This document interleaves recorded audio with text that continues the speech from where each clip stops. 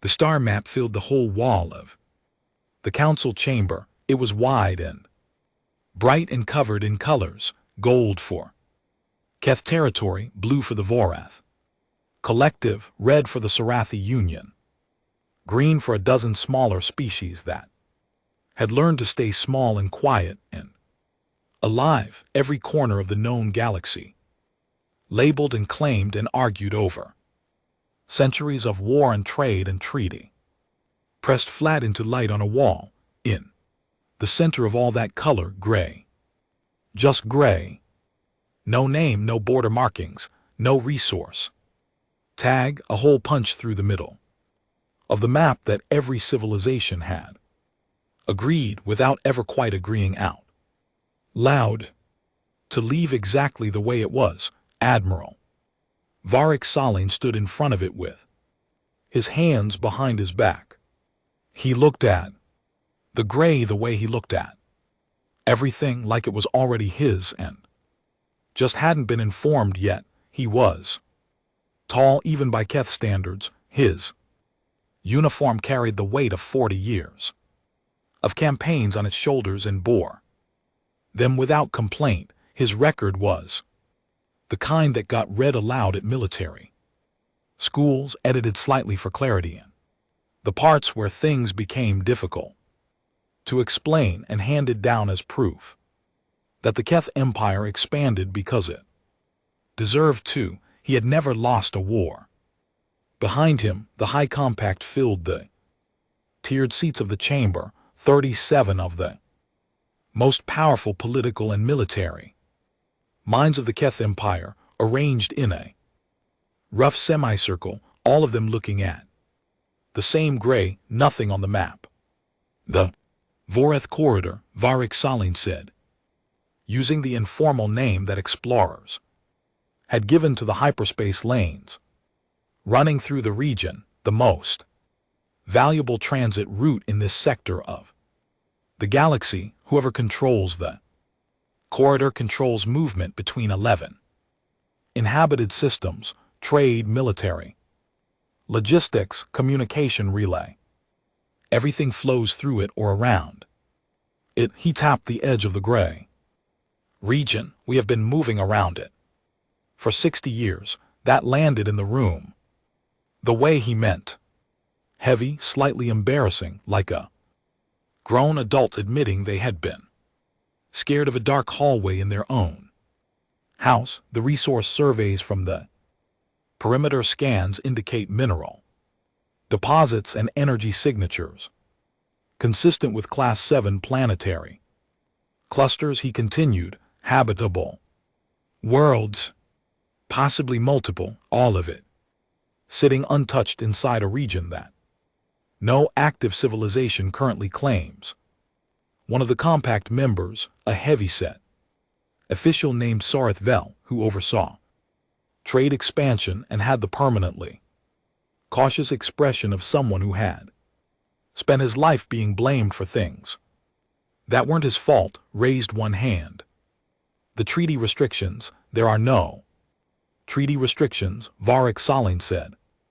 There are informal agreements and shared nervousness. Those are not the same thing as law. Sareth Vel lowered his hand. The admiral turned back to the map. The gray region had an unofficial shape to it, wide at one end, narrowing toward the other, like something that had been poured and then left to set.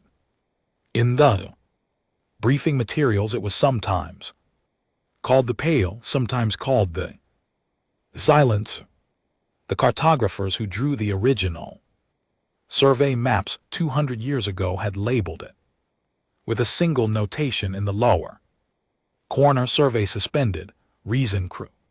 Consensus. Varric Salin had read that notation 3 times before he accepted that it was the complete record.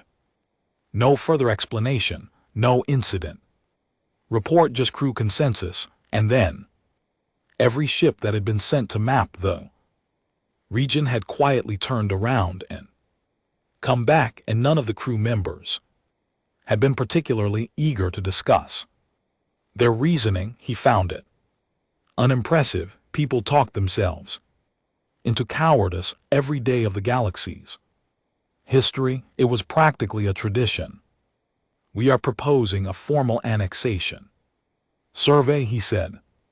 6 ships of the line, 12 support vessels, a full scientific complement. We move through the corridor, we conduct the survey, we plant the markers, standard procedure. The chamber murmured, not in opposition, in the soft, rolling way of people who were mostly convinced but wanted the record to show they had murmured, just in case. The doors of the chamber opened, everyone turned, they came in.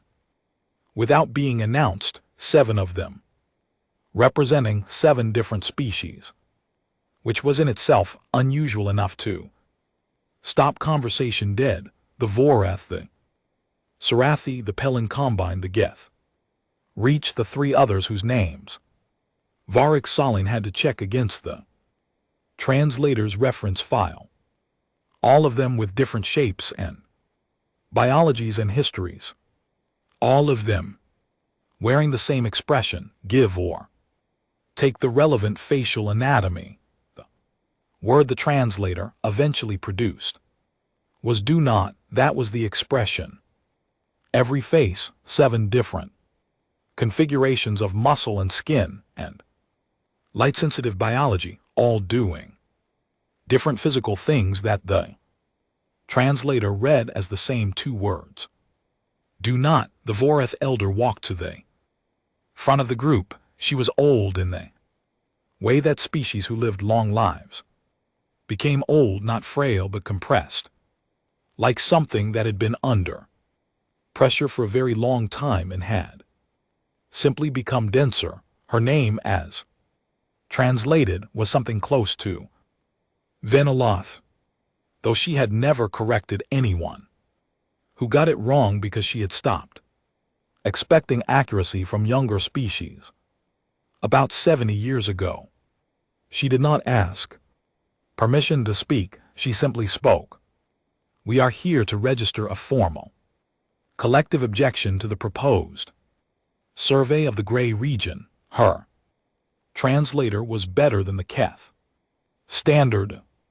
Her words came out clean. This objection is being made by 7 civilizations with a combined documented history of over 11,000 years of space flight. We make it with full awareness that it will likely be dismissed. That's a remarkably pessimistic opening, said Soreth Vel. We have given this warning before, Venaloth said to the Pelori Dominion, to the Kashan Republic, to the Breather Union, to others whose names your records may not carry because they no longer exist to be recorded. She paused. We made that mistake. The chamber was quiet. Varric Salin turned to face her properly. He gave her the full weight of his attention, which most beings found uncomfortable in some way they couldn't specifically name. You made the mistake of entering the region. We made the mistake of entering the region, she confirmed, and we made the second mistake of not believing the warning that was given to us before we did. One, and who gave you that warning? The civilizations that went in before us. She said, the ones that came back, some of them. The silence was longer this time. What is in the region? Varric Salin asked. His voice was the controlled kind, the kind that had learned not to show interest too openly. Venaloth looked at him steadily. Something that has been there for a very long time, something that watches the border, something that gives every fleet that enters exactly the same amount of time to change its mind, something that, when the time expires and the fleet has not changed its mind, demonstrates completely and without cruelty why the warning existed. That is not a description, Varric Salin said. That is a story told to children. Yes, Venaloth Agreed it is, and children who listen. To it stay alive, one of the compact members laughed, not a mean laugh, the surprised kind, the kind that escapes before the brain can stop it. Then a second member joined, then the sound spread, warming the room, draining the tension from it. The way opened. Window drained smoke. Varric Salin did not laugh, but his expression did. Something adjacent to it, a slight relaxation at the corners of his mouth. The look of a man who has just had a worry confirmed as silly. We appreciate the warning, he said. On behalf of the High Compact, we will ensure it is considered fully before any final decision is made. This was a diplomatic way of saying we will set it aside. Within the hour, Veniloff studied him for a long moment, then she nodded, not in agreement but in the way of someone completing a ritual they already knew the outcome of. We will record our formal objection, she said, as we have recorded it before for the archives. She paused. For whoever reviews those archives later. The delegation turned and walked out, all 7 of them, same unhurried pace, same way of moving, not defeated, not angry, relieved. That was the word that surfaced in Thessaly Eight's mind as she watched them go. She was standing against the far wall of the chamber in the position assigned to junior scouts during official briefings.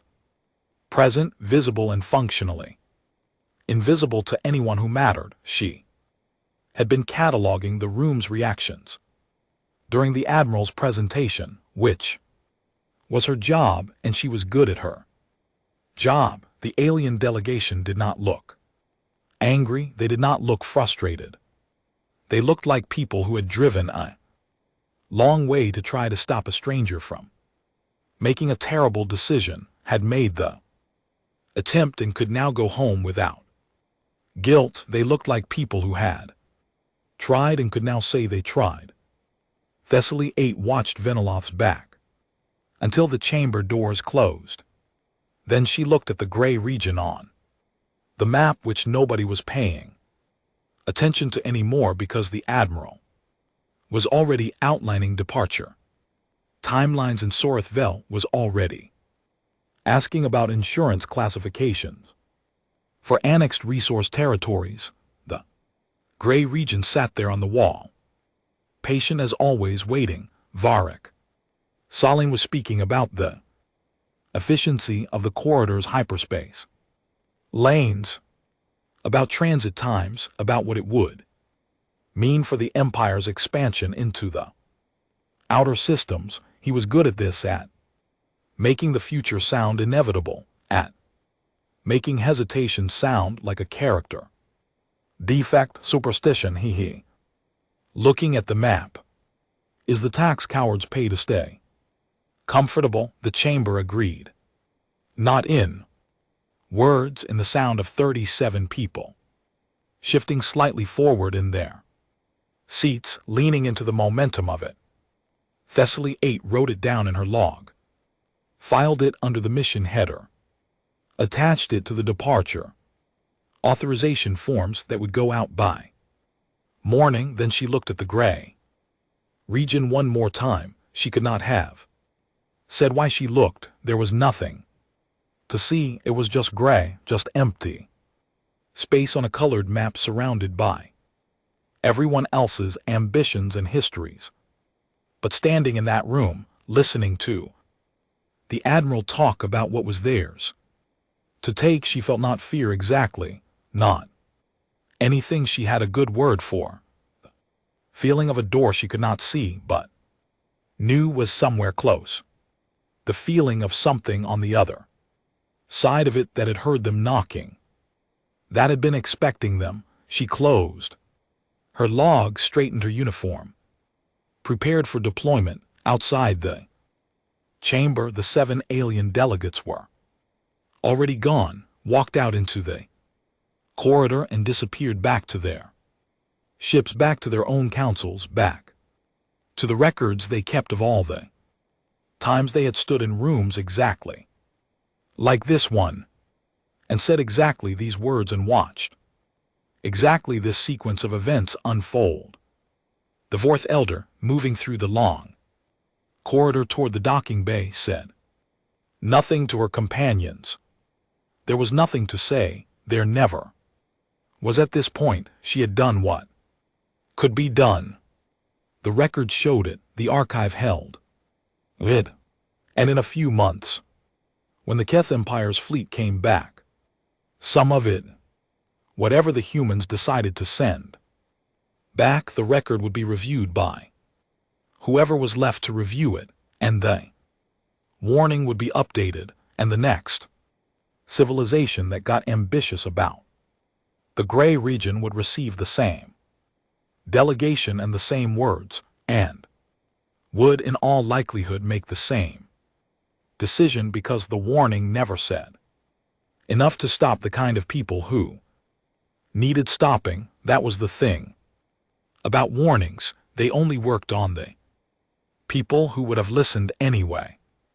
The first 3 days were perfect, that was the problem, that was the thing Thessaly 8 kept returning to later when she had time to think about it, how clean everything was, how cooperative the sensors were, how the stars sat exactly where the charts said they would sit, and the hyperspace lanes ran smooth, and the readings came back normal on every sweep, and nothing happened, nothing at all. 18 warships of the Keth Empire slid into the Gray region on a Tuesday morning by Compact Standard Time, and the Gray region received them without comment, no interference, no signal, no unidentified contacts, just space-wide and dark and still. The crew of the survey flagship Keth Dominant celebrated the clean entry with a meal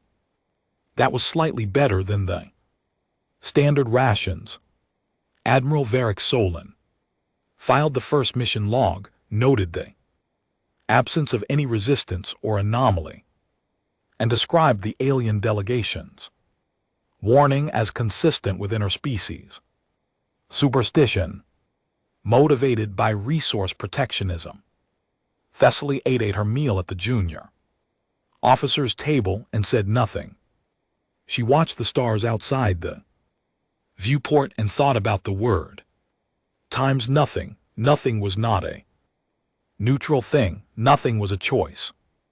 Nothing was what you got when something had decided not to act yet. She filed this thought under times personal observations, non-essential times, and went back to her readings. On day 4, they found the first debris field. It was not large.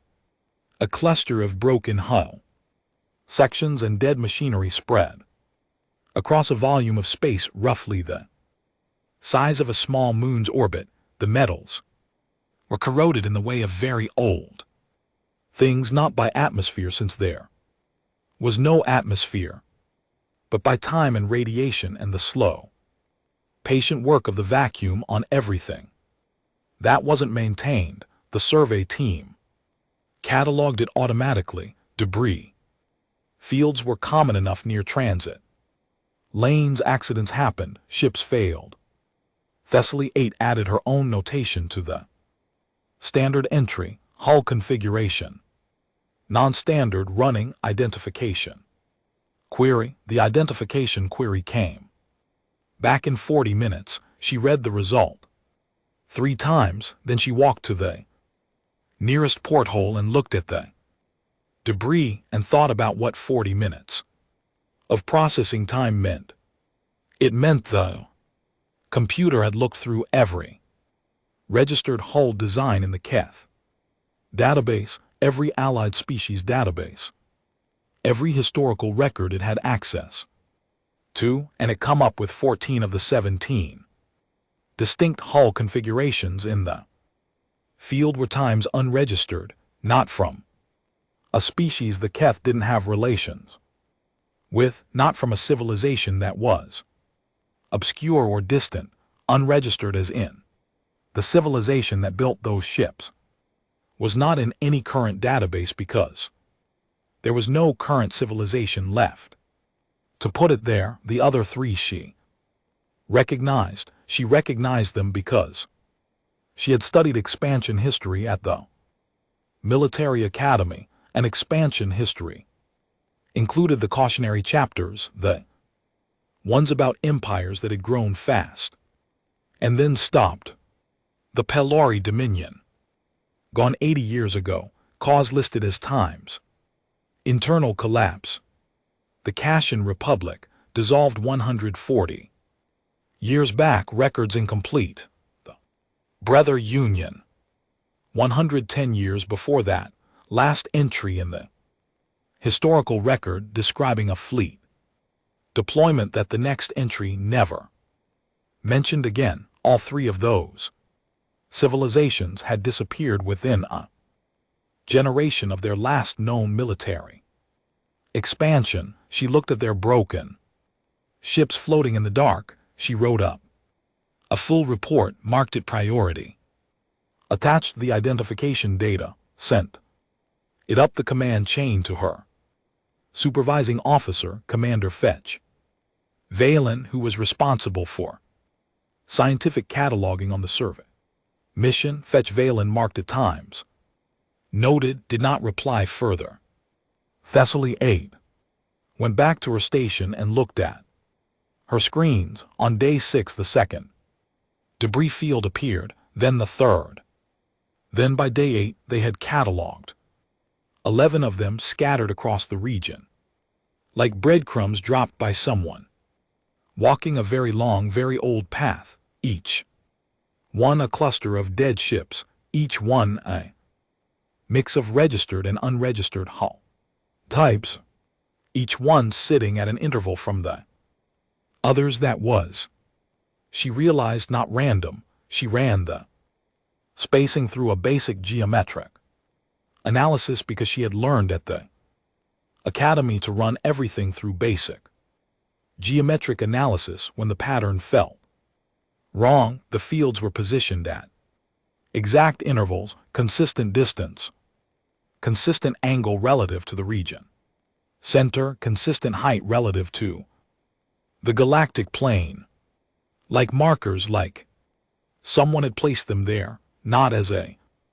warning. The galaxy was full of warning beacons, and this wasn't that. These weren't broadcasting, they weren't lit. They were just sitting, dark and still, in a pattern that was too precise to be coincidence and too old to be recent.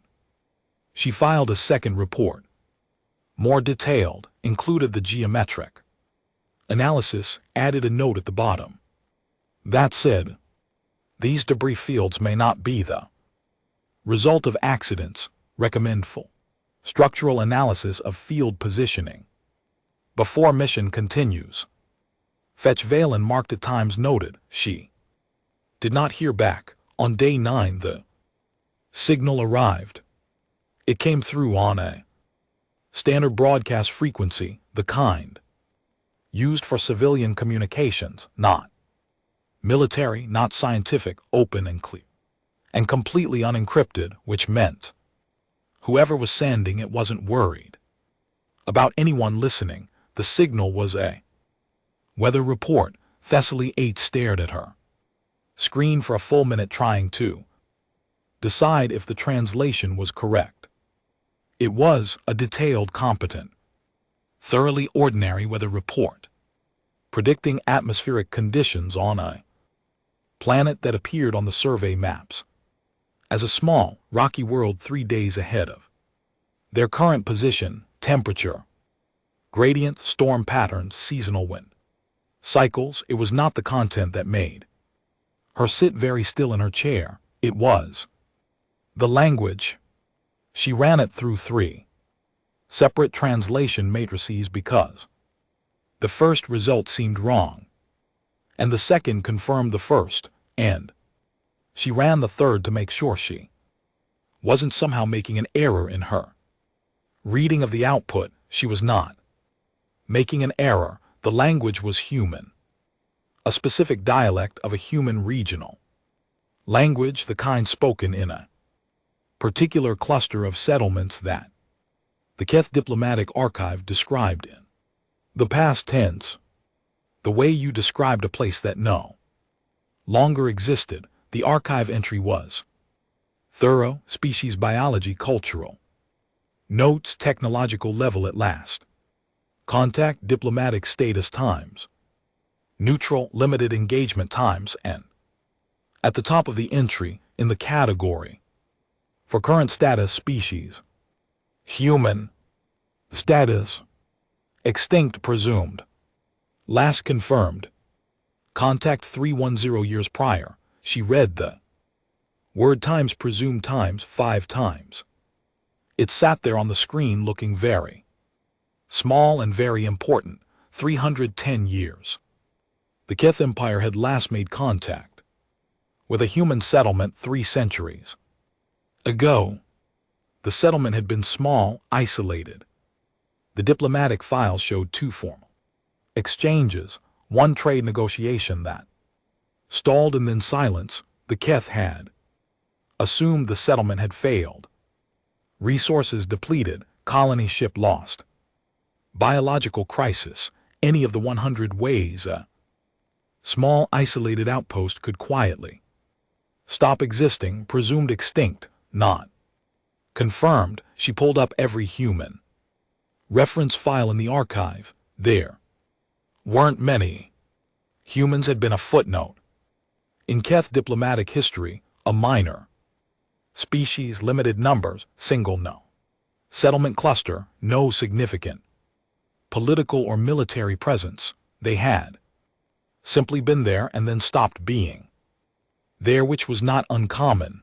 The galaxy was full of species that had tried spaceflight, settled a few worlds, and then encountered the 100 difficulties of survival at scale, and quietly disappeared. The archive listed 6 other civilizations that had gone the same way in the same time period. It was not considered remarkable. What was remarkable was a weather report in a dead language broadcasting live predictions about a planet 3 days ahead of them. Predictions that, when Thessaly 8 cross-referenced them against the survey team's own atmospheric readings collected at long range, were exactly right, current as of this morning. Someone was watching that planet's weather right now. She stood up, walked down the corridor to the command deck, knocked on the frame of the Admiral's situation room. Varric Solane was reviewing the mission timeline with 2 of his senior commanders. He looked at her the way he looked at all junior officers who interrupted his planning sessions with the focused patience of a man who was about to say something very precise about the appropriate chain of command. She handed him the report, both of them, the debris analysis and the signal. He read them. He was a thorough reader. She could see him processing the data, checking the translation reference, looking at the geometric analysis of the debris positions. He looked at the word times, presumed times, for about 3 seconds. Then he put the reports on the table, looked at the mission timeline. Continue the survey, he said. Sir, the debris fields are consistent with historical fleet losses in a high-risk transit zone, he said. Other civilizations failed to navigate this region. That is a navigation problem. We have better charts than any of them did. He picked up his stylus. The signal is either a historical broadcast still running on automatic, or it is a live signal from a small remnant population that survived in isolation. Neither scenario changes our mission parameters. If it's live, then we will make contact when we arrive, he said. That is how contact works, Lieutenant.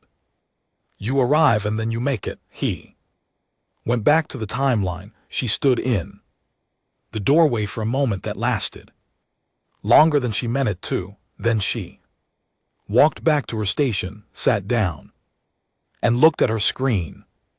The signal was still playing, the weather report cycling through its data. Temperatures, winds projected. Precipitation over the next 7 days.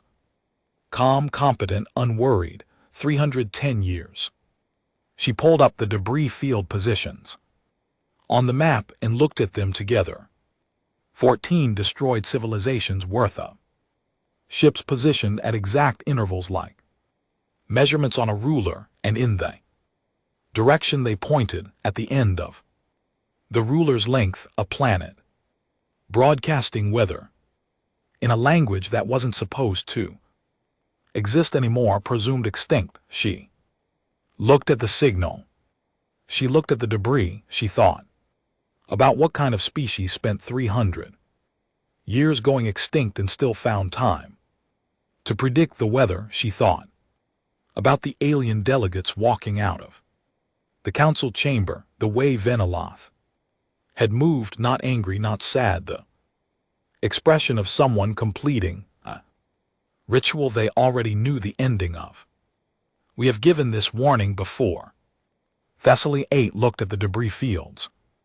On her screen, 11 of them old as history, placed like mile markers, leading toward a center that was now 3 days ahead of them. She understood, somewhere below the level of words, that the markers were not left by accident, that they were not wreckage, that every piece of every dead ship in every field had been put there by someone who was very good at putting things where they needed to be, and then waiting. She filed her reports. She logged her concerns. She did what a good officer did. She watched the signal play, the weather report, calm, current, precise.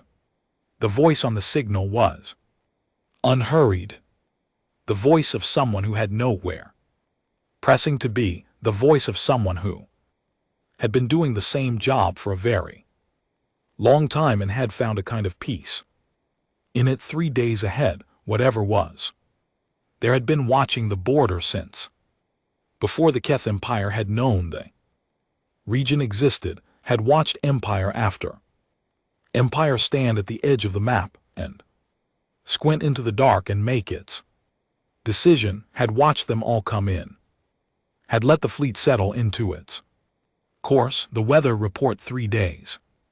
The planet was alive, not barely alive, not clinging to survival in the way of small isolated colonies rationing power, recycling everything 3 times, watching population numbers with the careful attention of people who knew the math didn't favor them, alive in the way of a civilization that had been doing this long enough to be comfortable with it. Infrastructure that went down more than it went up. Buildings carved into rock instead of raised above it, tunnels and chambers, and networks of buried structures spreading through the crust of the planet like the root system of something very old and very patient. From orbit, the surface looked quiet, almost empty. The survey team's deep scanners told a different story. Thessaly 8 watched the readout build in real time as the fleet's instruments found layer after layer of it. Power signatures a kilometer down, then 2, then 5, then deeper still. Thermal readings consistent with large-scale manufacturing, atmospheric processors running on a cycle that kept the surface breathable and the climate managed, and the storm patterns exactly where the weather report had predicted they would be. There were 3 moons. All 3 had been modified, not recently. The surface alterations on the oldest of them dated back 260 years by the geological analysis. Habitation. Domes collapsed or removed, but the tunnels underneath them still Pressurized, still lit, still carrying. The small, steady heat signature of machinery that had been running for 3 generations without stopping. Commander Fetch Valen, looking at the same data, called it times primitive. Bunker mentality. Said it was consistent with a population that had experienced some kind of traumatic event early in their history and had never psychologically recovered from the defensive crouch set it in. The tone of someone describing a species that had made a reasonable choice given limited options but shouldn't be expected to understand more sophisticated approaches to civilization. Building. Thessaly 8 looked at the moon, tunnels, and thought about what it took to carve pressurized tunnels through rock 260 years ago and keep them running continuously since, she wrote. Infrastructure suggests long-term strategic intent, not emergency. Response filed it, received no response at 600. On the third day, Commander Dara Os Mui made contact. She didn't appear on screen with any ceremony. The transmission opened and she was simply there, sitting slightly sideways in what looked like a working chair, not a formal one. She was holding something. She was eating, and she did not stop eating it when the connection established. She was a compact person, brown-skinned, with the particular quality of stillness that belonged to people who had learned that staying calm was not a personality trait but a survival skill. She looked at the Keth communication officer who had received the signal, then passed him at whoever else was in the room. Who's in charge?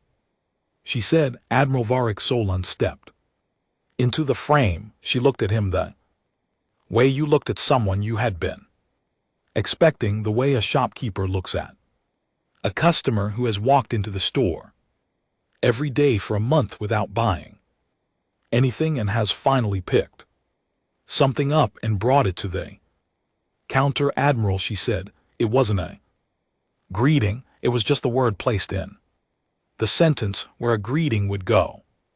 Commander. He matched her tone without meaning to. I am Admiral Varric Solon of the Keth Imperial Survey Fleet. We are conducting a resource survey of this region under authority of the High Compact. I know. She said. He paused. You know you're not the first, she said. You won't be the last, probably. She finished what she was eating. You got the warning right. The delegation, 7 species old. Vorath Elder, very serious. We received a warning, yes, and you came anyway. We found the warning unpersuasive, he said. She nodded slowly, the nod of someone hearing a sentence they have heard before and finding it no more surprising. The 15th time than the first. Yeah, she said. They always do. The word times they times occupied the room. They, not you. They, as in a category, as in a pattern that had repeated enough times to need a pronoun that was broader than any single fleet. Varric Solon did not acknowledge the word. He was too experienced a diplomat to show that a pronoun had landed. We would like to discuss the terms of this region's formal incorporation into the Keth Empire, he said. Standard annexation protocols allow for transition periods, partial autonomy, arrangements and resource sharing, agreements that benefit both. How many ships did you bring? She asked. He told her. She looked at something off screen for a moment, then back. Okay. Here's what I'm going to do. She settled slightly in her chair, not threatening, the way a person settles when they're about to explain something that should be obvious. I'm going to give you 48 hours to turn your fleet around and leave. Take your ships, take your crew. Go back to wherever the compact is and update your maps. Mark this region as occupied. Name it. Whatever you like, we've been calling it. The Patience, but you can call it something else if you want, Varric. Solane looked at her for a moment. And if we don't, then at the end of 48 hours you'll find out why every other fleet that entered this region either left or didn't come back, she said it. The way a mechanic tells you your brakes are going to fail. Not angry, not threatening. Just the flat transfer of accurate information from someone who knows the machinery to someone who doesn't, Varric. Solane glanced at the officers around him. The glance that meant, are you seeing this? What he saw in her, Thessaly 8 knew was weakness. A small population in a buried civilization with no visible fleet, no weapons platforms in orbit, no military ships on the scanners, one woman on a working chair eating a meal and giving him a deadline like she was the one with 18 warships. He saw weakness. He saw bluff. He saw a species that had been hiding underground for 300 years and had confused its own survival for power. Commander, he said, and his voice was the careful kind, the voice he used when he was being generous to an opponent who didn't fully understand their position. I appreciate the spirit of your offer, but I want to be direct with you. The Keth Empire has established protocols for exactly this kind of situation. We are prepared to be reasonable. We would prefer a cooperative arrangement to a difficult one, but the survey will continue. That is not a negotiating position. That is the mission. Too, she looked at him. Something in her face did a very small thing, not anger, not fear. The thing a face does when it has processed a piece of information it already had but wanted to hope was wrong. For the record, she said, we gave you the same chance we gave all of them. The transmission closed. Phrase sat in the room the way heavy objects sit, taking up more space than their size suggested, all of them. Varric Solane turned back to his command crew and began outlining the next phase of the survey. Resource teams, landing protocols, the ordered, professional machinery of an empire that had done this before moving into its next operation. Thessaly 8 sat at her station and looked at the closed transmission screen. All of them. She pulled up the debris field data again. The 11 fields scattered across the region, the 14 unregistered hull types, the 3 dead empires whose last known action had been sending a fleet in this direction. She pulled up the historical record on humans, the full file, not the summary. Read it straight through. Species that had originated on a single planet, developed spaceflight, established a small cluster of settlements, then gone quiet. The last formal Keth contact 310 years ago.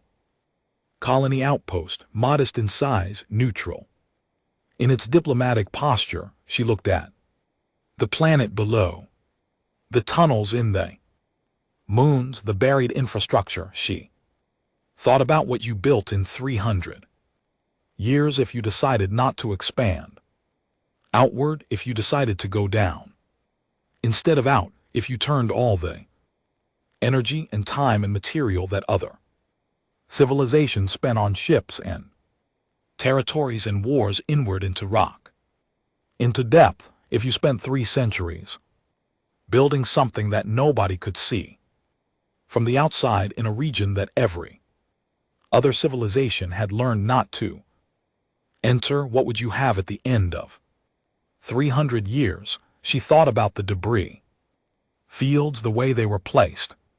She thought about Veniloth's face times, relieved times when the warning was Rejected, she thought about Commander Os Mwangi eating her meal, not stopping. When the connection opened, the absolute absence of urgency in the way she had delivered the deadline, the same way a person gives an expiration date on a medicine not because they want you to be sick, but because that is simply when the thing stops working. 48 hours. Thessaly 8 opened a new personal log entry. She did not file it in the mission record. She wrote it because she needed somewhere to put the thought in her head was getting crowded. She wrote, Os Mwangi said all of them. This implies she has spoken to other fleets. In this position, this implies either this is not the first contact she has personally conducted, or she has access to the record of previous contacts conducted by others. Either way, there is a record. They have been doing this for long enough to have a record. She looked at what she had written. She added, a species does not develop a documented protocol for receiving invasion fleets unless they have received enough invasion fleets to need one. She closed the log on the command deck. Admiral Varric Saling was explaining to his senior officers why the 48-hour deadline was not a military threat but a psychological posturing move by a population that had no real leverage. He was thorough and logical and correct by every military framework he had available to him. He was correct the way a man is correct when he has all the right information and has assessed it against all the wrong context. In 47 hours and 51 minutes, the deadline would expire. Thessaly 8 looked at the planet, at the tunnels, at 300 years of building that faced inward instead of out. She thought, you only build inward if you have already decided you don't need to go outward. You only build inward if you have already made your walls so deep that outward doesn't matter anymore. If your defense doesn't sit on the surface, where fleets can find it and fight it and defeat it, but runs through the bones of every rock and moon in the system, invisible, patient, 300 years deep. She thought, the 48 hours is not a deadline for them. It is a courtesy for us. Outside the viewport, the planet turned slowly. In the dark, the surface quiet, the moon still. 300 years of work underneath every square kilometer of stone and ice and silence. The weather report played on the open channel predicting tomorrow's conditions. It had been right every time. The 48 hours passed without drama. No build-up, no warning signal, no visible change in the planet below or the space around the fleet. The deadline expired the way a clock reaches midnight, not with a sound but with the simple fact of one number becoming another. At 1 on the second day, Commander Dara Os Mwangi did not transmit. There was no second message, no final warning. The channel that had carried her voice stayed silent and stayed that way. Admiral Varric Saling ordered the survey to proceed. The first thing that happened was the route stopped working. Not the ships, not the weapon systems or the engines or the life support, just the navigation, the hyperspace corridor they had entered through, the one that was supposed to run clean and clear all the way back to compact space, returned a path error when the fleet's navigators ran the calculation that should have produced a 3-day transit back to the border instead produced a set of coordinates that didn't match anything in the charts. The navigators ran it again, different result, same problem, not wrong in a consistent way, wrong in the way of a map that someone had altered while you weren't watching, they ran at 7 times 7 different results. None of them matched the route they had come in on. The route they had come in on no longer existed. It had not been jammed. Jamming would have shown up on sensors as interference, as a signal source, as something to locate and target. This was cleaner than jamming. The route simply was not there anymore. The corridor they had sailed through for 3 days had been quietly, while they were busy looking at the planet, rewritten.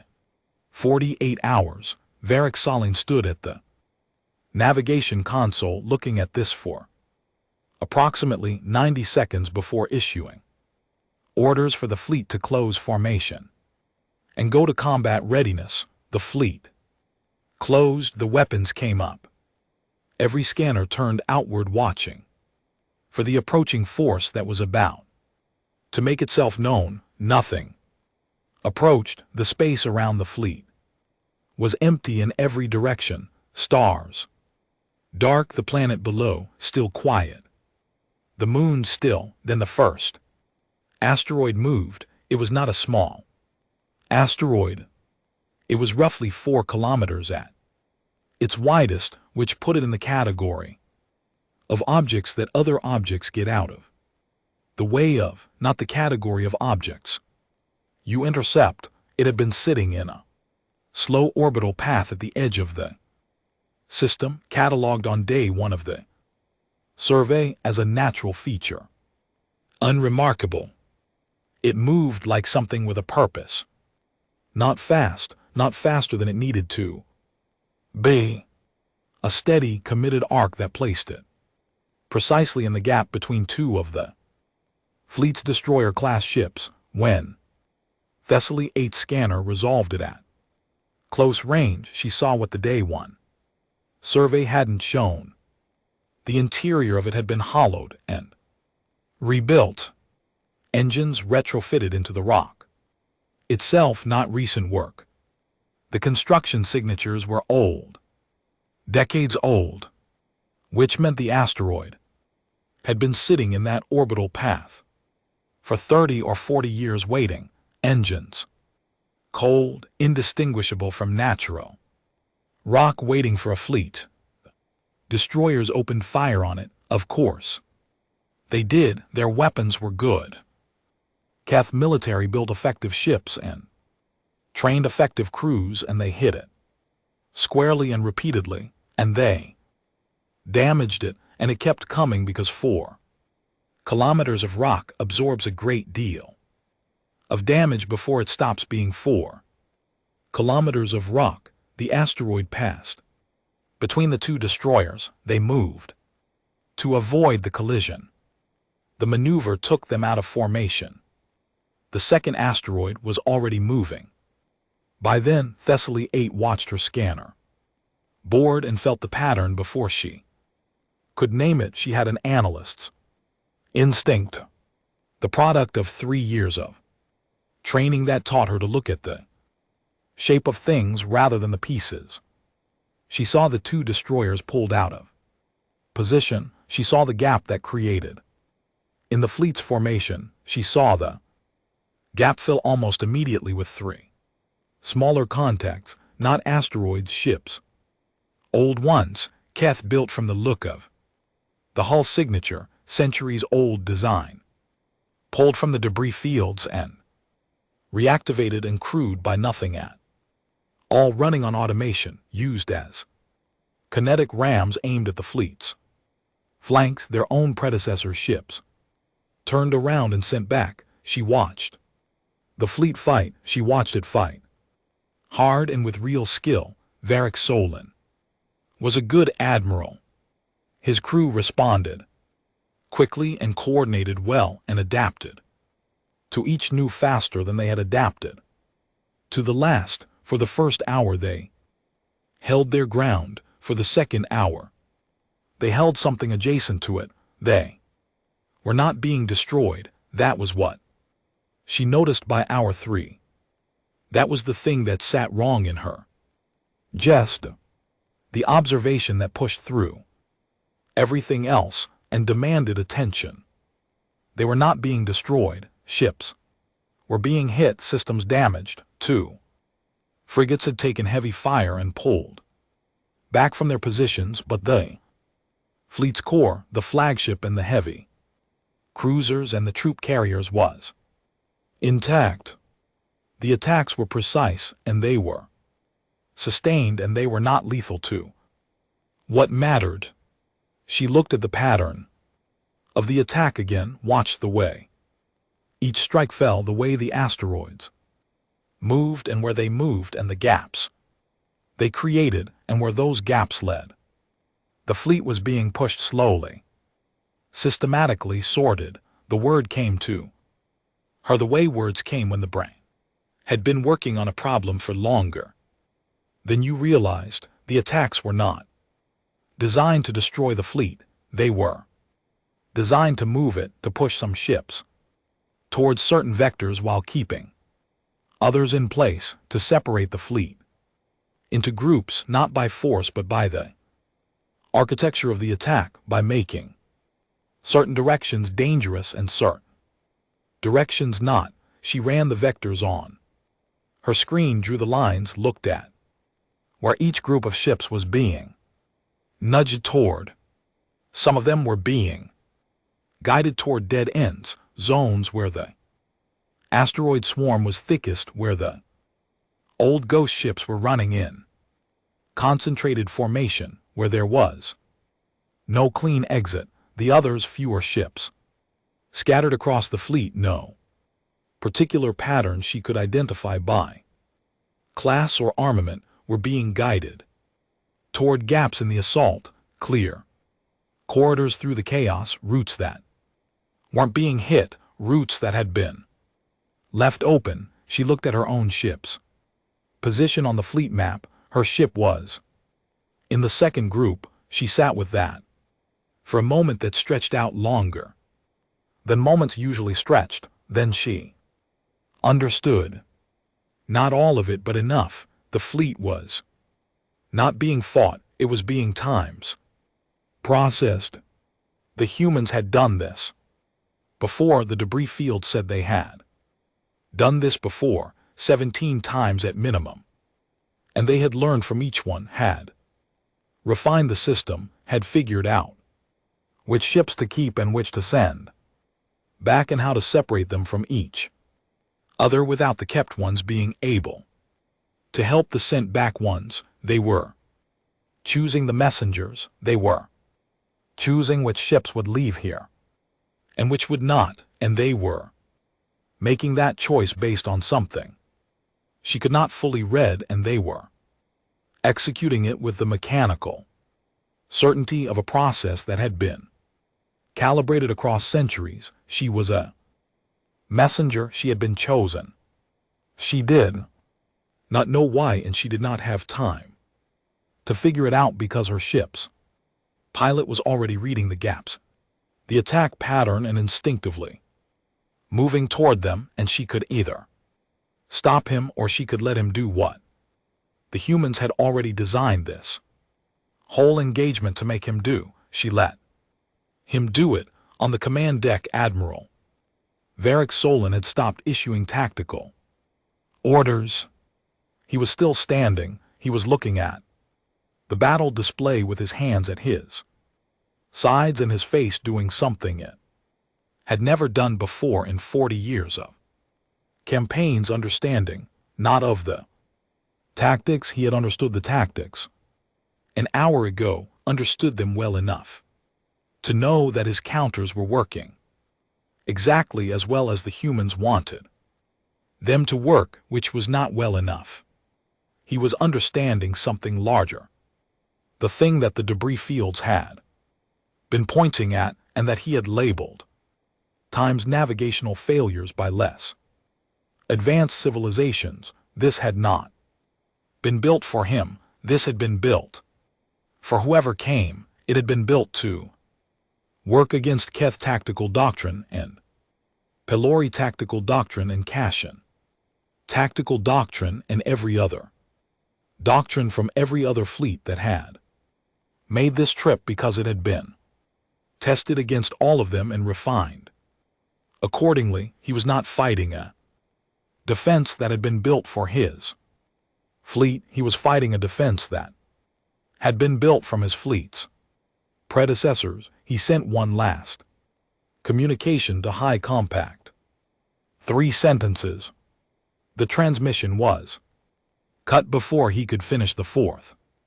Not by the humans, by the damage to his communications array from a strike he hadn't seen coming because he had been looking at the wrong part of the display. Thessaly 8 did not hear what the 3 sentences were. She heard from across the command deck the sharp silence that followed a cut transmission. She heard her pilot say they were clear of the engagement zone. She looked at the scanner board and saw that 11 ships made it through the gaps. 11 of 18. She looked at what was happening behind them at the 7 ships that had not made it through. They were not destroyed, not yet. They were contained, held inside the asteroid formation like something cupped in a hand, still fighting, their weapons still working, their crews still alive, still alive. The humans could have killed them at multiple points in the last 5 hours. She had seen angles of attack that could have been lethal and had been instead something less than lethal, something precisely calibrated to damage without killing. They were keeping them. She didn't know what for.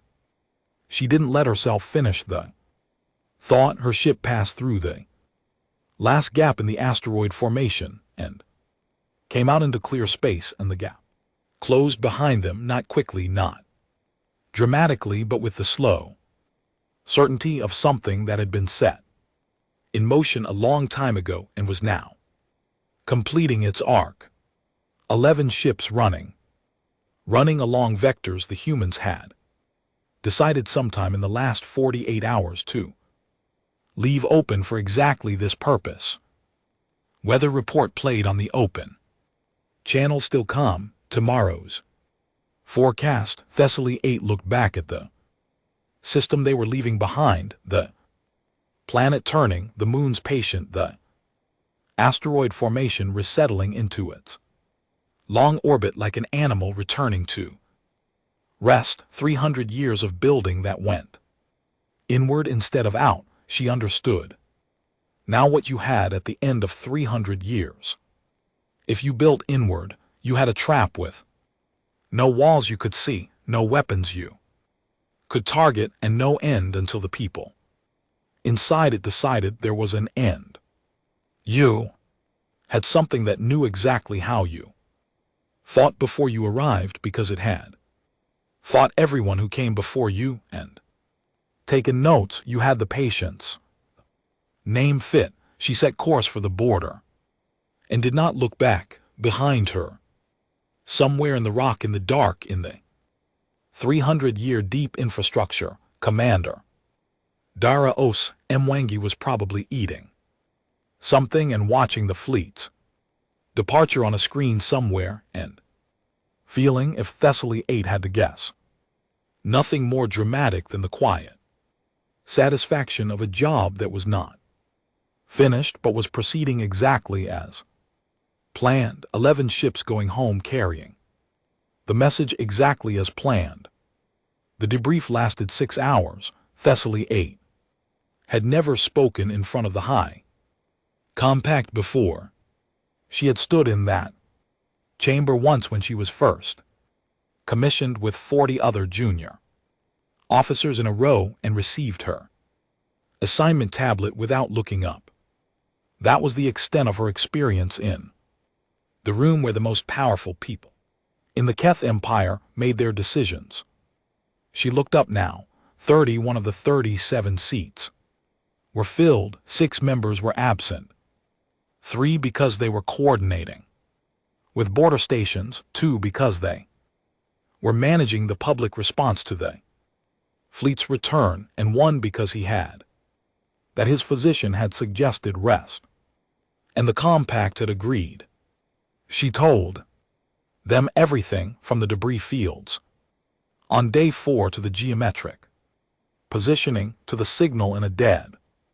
Language to the 48 hours to the way.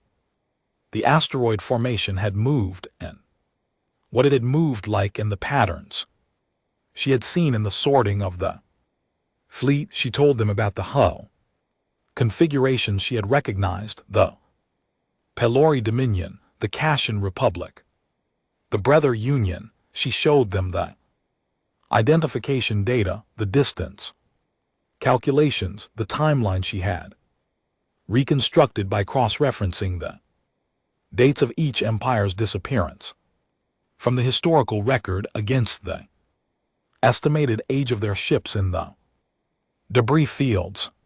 She put it on the chamber's display where the star map had been, the gray region in the center now, with the debris fields plotted on it, now with the entry and exit vectors of the fleet mapped in, now with the position of the planet and the moons and the movement of the asteroids drawn as lines across the display. She pointed at the timeline on the right side of the display, 300 years each. Event marked each fleet that had entered, each group of ships that had come back out, each empire whose last logged action was a survey or annexation attempt pointed toward the gray region. The chamber was silent for a long time. After she finished, the first speaker, an older official named Kashan Vol, who had been on the compact for 20 years and had voted in favor of the mission, looked at the timeline for a while. Before speaking, "You believe this to be deliberate," he said, "not defense system?"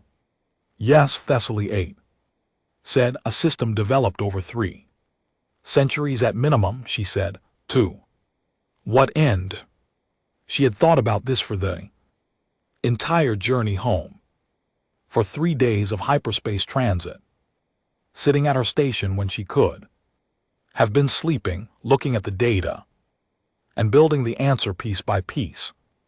Though the fields are placed at exact intervals, she said, every fleet that enters the region encounters them. Some navigate past, most keep going. The ones that reach the planet are given 48 hours and then engaged. The engagement is designed to let some ships go. Those ships come home, they tell the story. She paused, to the next empire that's considering whether to enter the region. The chamber heard this. The debris fields are not wreckage, she said. They're the warning, the actual warning, not the words the alien delegates said. Those were never going to work, and the humans probably knew that. The debris is the warning. Every destroyed ship from every civilization that went in before us, those are the words placed where we would find them, spaced where we would have to look at them long enough to count them. Another long silence. "And we counted them," said Kashan Vol. "We counted them," she confirmed. He sat back in his chair. The expression on his face was the one people got when they had been holding a thing they thought was heavy and had just been shown what heavy actually looked like. "Why?" The chamber doors opened. 7 delegates came in again. Same 7 species, same arrangement. Veniloth in front, moving with the compressed patience of someone who had made a very long journey many times and had long stopped noticing the distance. They had not been invited. They had arrived because they always arrived at this point, because this point always came. The compact's first speaker looked at them. "You knew," he said, not accusatory. The flat, tired acknowledgement of someone who had recently run out of energy for pretense. "We were told," Veniloth said, "by the fleets that came before ours, who had been told by the fleets before theirs." She moved to the center of the chamber without being directed to it. We were where you are once. We sat in a room like this one with a timeline like that one on the wall. She looked at the display. Ours had fewer entries. What did they do? Said Cashinval. With the 7 ships we left behind, the same thing. They do with all of them, Veniloth said. They are held, they are not harmed if the crew does not force the issue. Eventually they are released. When the humans decide the lesson has had time to settle. Settle with whom? With the empire that sent them. She looked at the timeline. The humans are not interested in war. They are not interested in territory. They are not interested in an empire of their own. They have had one. She paused. They do not want another. The chamber was very quiet. What they want, Veniloth continued, is to be left alone. That is all they have wanted for 300 years. They built everything you saw. The tunnels, the systems, the asteroids. All of it not to expand, but to make the cost of disturbing them so clear and so consistent and so well documented that eventually the galaxy would stop trying. Is it working? Asked the first speaker. Veniloth looked at him steadily. You are the 17th Empire to send a fleet into the Patience. You are the 17th Empire to receive the 48-hour warning. You are the 17th to refuse it. She paused. None of the previous 16 have sent a second fleet. The room absorbed this. None of the previous 17 civilizations, each one certain that they were different, each one looking at the warning and seeing weakness or superstition or bluff. Each one sending a fleet in and receiving some ships back and sitting in a chamber like this one, looking at a timeline like that one, doing the math they should have done before they left. The transmission arrived while the chamber was still processing this. It came through the official diplomatic channel, clearly sent, unencrypted. The communications officer related to the chamber display without comment. Commander Dara Osayemwangi, sitting in the same chair as before, the same quality of stillness. She looked directly at whatever was recording her and spoke with the straightforwardness of someone who had made this transmission before and had long since found the exact words for it. Update your maps, she said.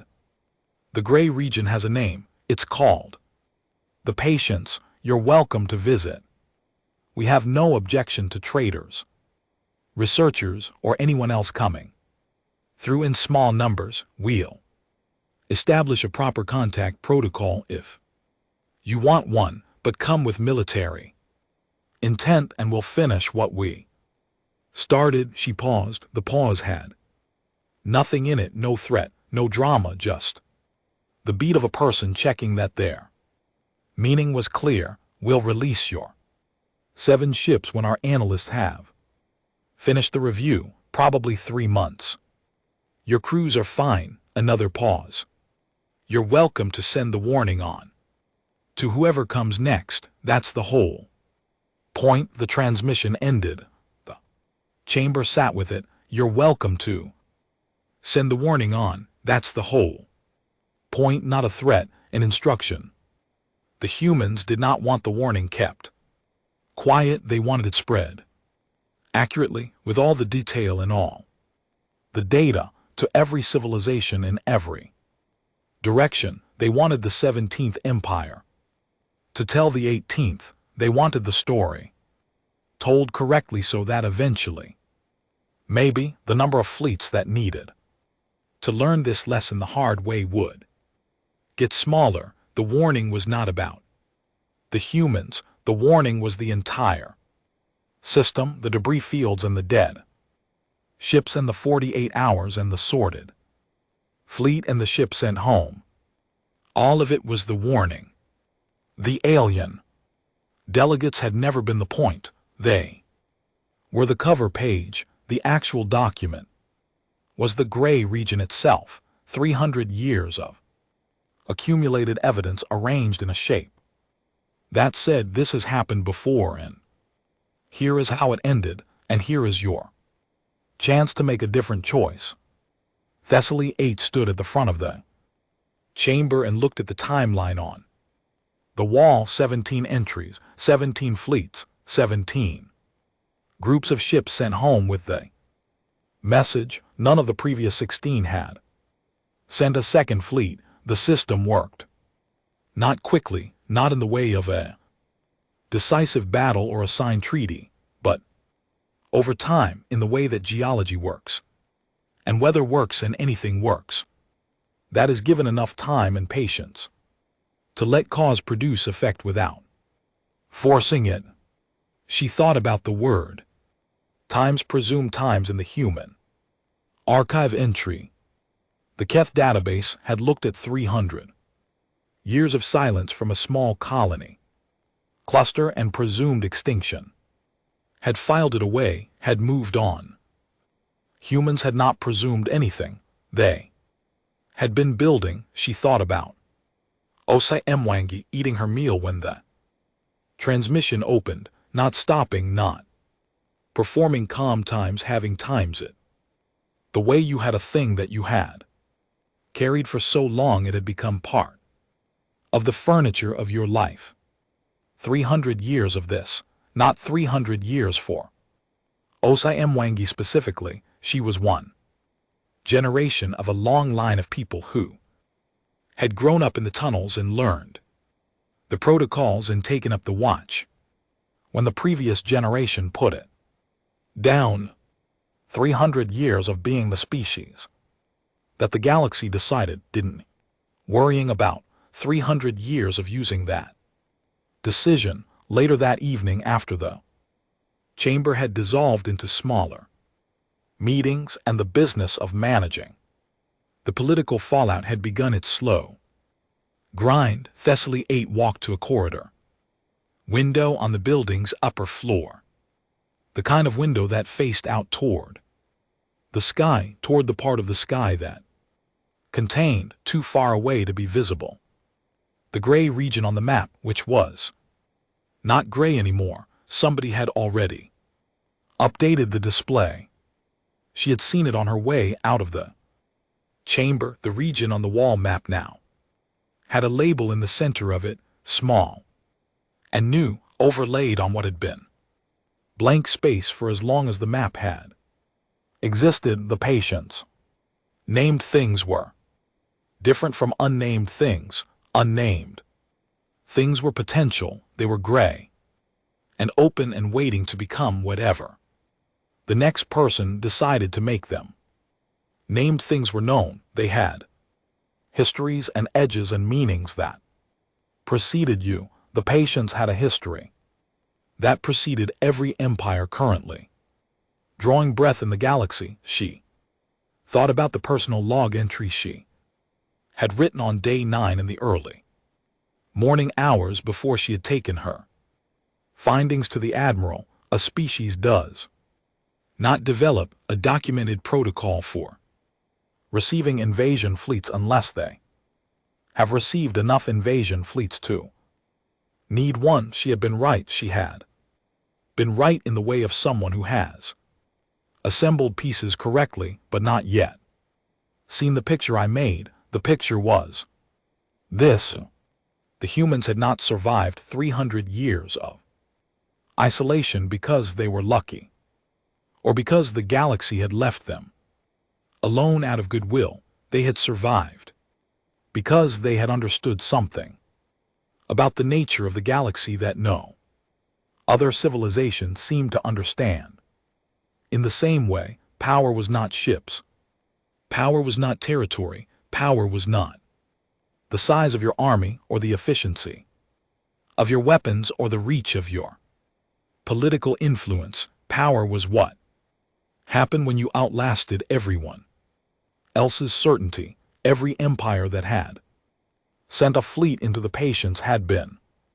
Certain of their strength, certain of the weakness on the other side, certain that the warning was for lesser civilizations and not for them. That certainty was the vulnerability. It was the thing that made fleets walk into traps they had been explicitly warned about. It was the thing that made 17 civilizations look at the same gray region on the same map and make the same decision. The humans had been building their defense in the space left by other people's certainty for 300 years. They had furnished the dark with patience, with rock, with machinery that ran without interruption while the rest of the galaxy forgot they existed, and the rest of the galaxy, being certain of its own power, had not looked carefully at the dark, had not asked what lived in it, had not wondered what 300 years of quiet actually meant. Thessaly 8 stood at the window for a long time. Then she wrote the last entry in her personal log. She wrote the warning was never a warning. It was directions. 38. She thought about that. Then she added one more line. To everyone who ever received it, the directions worked. Just not the way you thought. She closed the log. The window showed her the sky wide and dark and full of named and unnamed things, things that had been built and things that were waiting and things that had been patient for so long. They had become part of the landscape of the galaxy itself, somewhere out there, in the tunnels and the rock and the deep infrastructure of 3 centuries. Commander Dara Os Mwangwi was probably filing a report, noting the date, updating the record, adding the 17th entry to the list that the 18th would eventually read, the list that said in 17 different ways, this is what happened, this is what they found, this is how it ended, the list that was itself the only warning that had ever had a chance of working, because the only warning anyone ever believed was the one written in the language of things that had already happened. The map had a name on it now. The dark had been furnished. The patients had paid off. It always did.